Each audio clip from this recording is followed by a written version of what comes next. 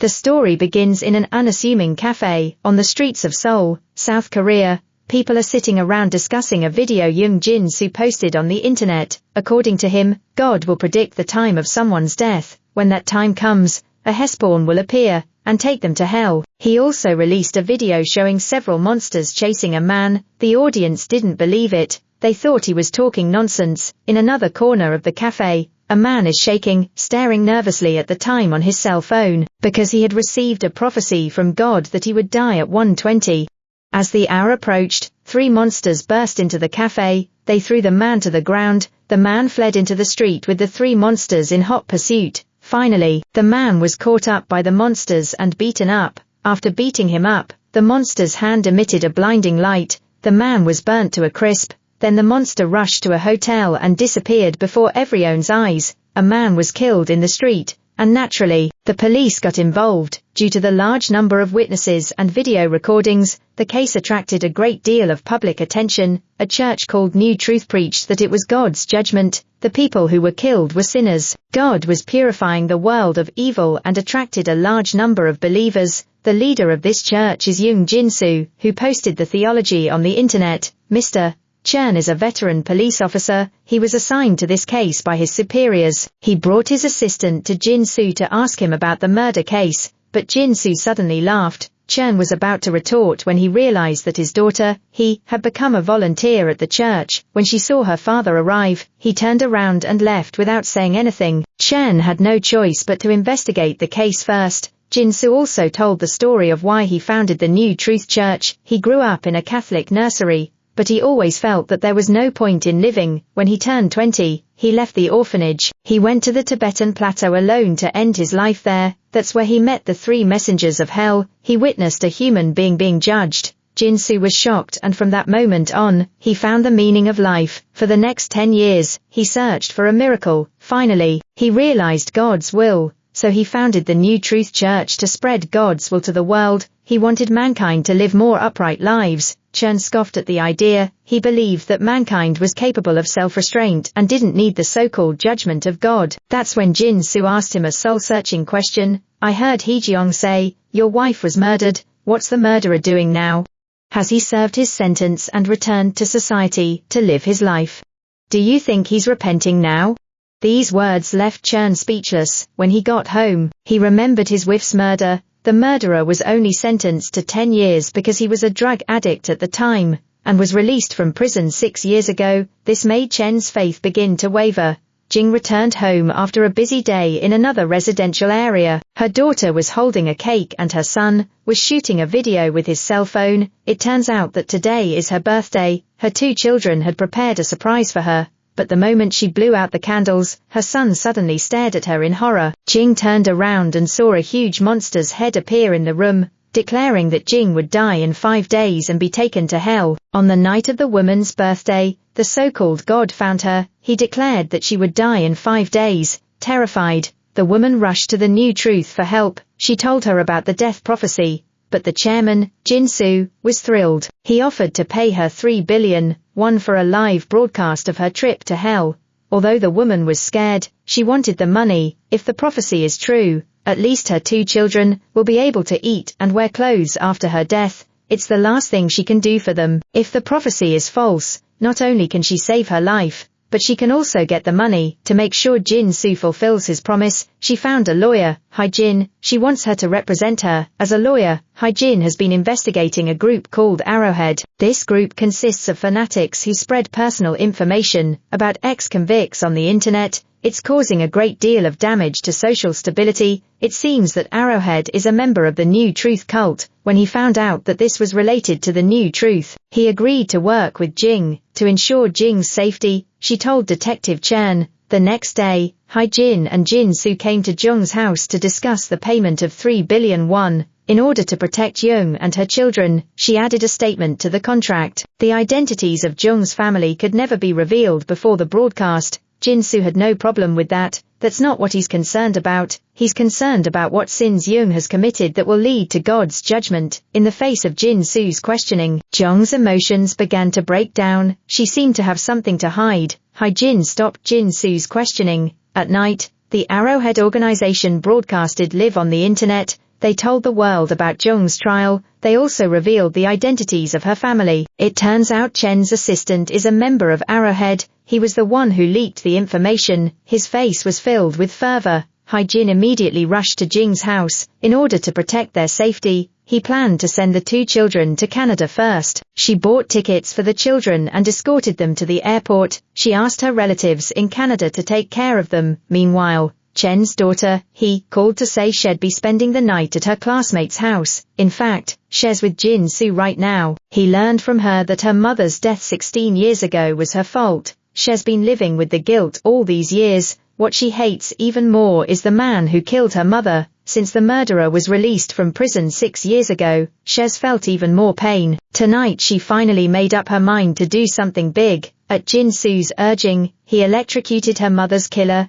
Then she pushed him into the incinerator. As she watched him scream in the incinerator, his face smiled with vengeance. The next day, people found the charred body. At the instigation of the Arrowhead organization, he claimed that it was God's punishment for him.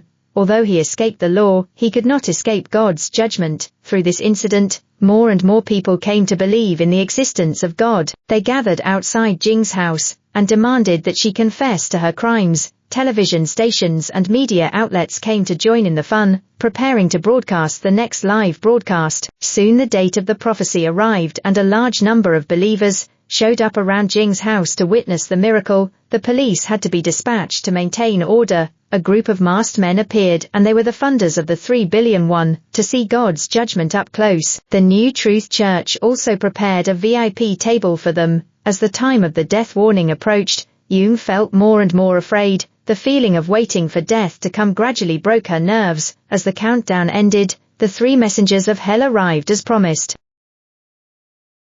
A woman is being tortured by a monster, and there's a crowd of onlookers, and the media is broadcasting it live. The whole world has seen this horrible scene. People were scared out of their wits, not realizing that the Hellraiser really existed. Officer Chern couldn't stand it, and pulled out his gun to shoot at the monster. Instead of hurting the monster, he was slapped and knocked out. The poor woman was burnt to a crisp in front of everyone. Then the 3 monsters jumped up and disappeared into thin air. After a brief moment of disorientation, the people finally realized that this was a real miracle. Everyone knelt down and accepted the existence of God. They believed that Jing deserved to die. After this live broadcast, the reputation of the New Truth cult has skyrocketed. Master Young Jin-soo has become God's spokesman and the center of attention. Television stations have been interviewing him. He once again proclaimed God's will, saying that all sinners will be punished by God. With Arrowhead's incitement, Chen and Hyun were also targeted, because Hyun didn't kneel down to God during the broadcast, and Chen shot at the Hulkler,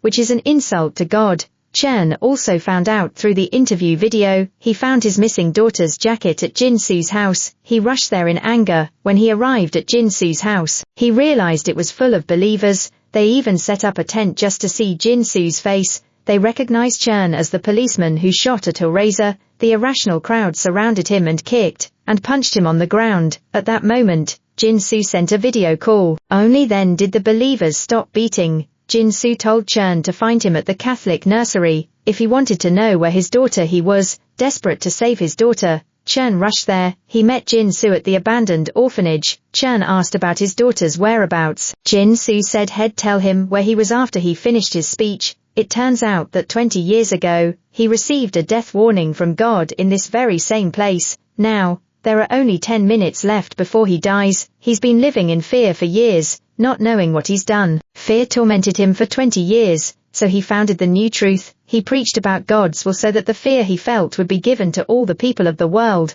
so that they won't dare to sin again and create a new world. The reason why he encouraged Chen's daughter to kill was because Chen had said before, he believes in human self-discipline more than God's judgment. So now there are 2 paths in front of him. One is to videotape Jin-soo's trial and release it to the public and then put his daughter in jail. This will prove his claim of self-discipline. The other is to keep his secret, so he can keep his daughter. As soon as the words were spoken, the messenger of hell arrived as promised. First, he beat Jin-soo violently, then he burned him to a crisp. It was a bit of a messy death. I thought there'd be some kind of reversal, Old Chern returned home in a state of shock to see his daughter back home. In the end, he chose to keep his daughter. He hid the fact that Jin-soo was on trial, and the one who knew about Jin-soo's trial was a priest named Kim Young-chil. Young-soo was interviewed by him after the prophecy 20 years ago. Just a few days ago, Jin-soo approached him to pass on the title to him. The condition was to kill Hyun-jin in order to get the title. He used Jin-soo's secret as bait. He lured Hyun-jin to his house and notified the Arrowhead members. Hyun-jin was attacked by Arrowhead members and beaten up. She was left for dead in the rubble. Due to the frequent appearances of Hellbound, humans gradually accepted the existence of God.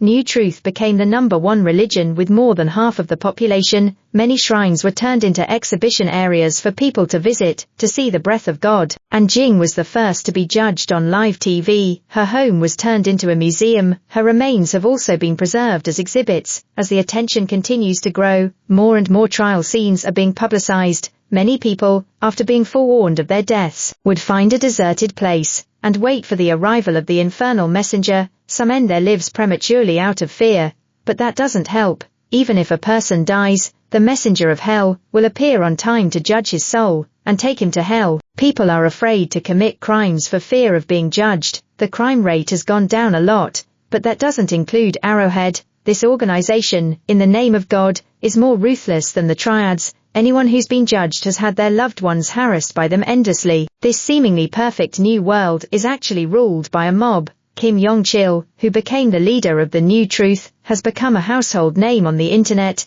Young Jae, a TV producer, was disgusted by the church's behavior, but there's only so much a person can do, and all he can do is stay true to himself and not go along with the crowd. But an unexpected arrival completely disrupted his life. His newborn child received a death prophecy. This is ridiculous. What crime could a newborn baby commit? His wife searched for reports but couldn't find any. On the baby's trial, he had no choice but to find an organization called Sutu. The founder of this organization is Hyun-jin. 4 years ago, she was lucky to survive and has been secretly fighting against the New Truth. They will contact those who have been prophesied and help them find a place where no one can see them being judged, so that no one would know they were guilty. They can't stop it, but at least they can keep their families safe from the fanatics. Knowing that Young's child was prophesied made them realize that the so-called prophecies of God are just lies of the New Truth cult. There is no such thing as God. The appearance of Hellbound is just a supernatural phenomenon. Those who were prophesied were chosen at random. It's not because of sin. Hyun-jin sees this as an opportunity. If the baby's trial is broadcast live,